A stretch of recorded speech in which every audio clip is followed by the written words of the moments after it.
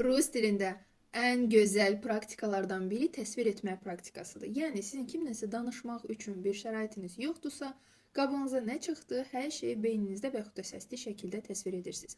Misal üçün, gəlin penalımı mənim təsvir edək. Давайте будем говорить это на русском. Это пенал прямоугольной формы. Он такого зеленого цвета с леопардовым рисунком. Здесь даже нарисован леопард.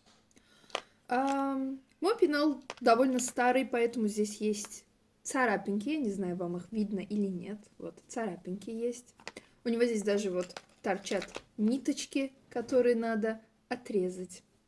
У меня в пенале есть карандаш, ручка, точилка и даже маркер. Вот здесь есть. Между прочим, это был мой маркер. Я тебе его отдала для работы. Ладно, это правда. Да, это правда, это был ее marker. Elə indi bu dəqiqə gözünüzə çarpan ilk əşyanı götürün və onu təsvir edin şərtdə 3 cümlə ilə onun misal üçün formasını, rəngini, hansı bir əlamətini yazın görək necə alınır.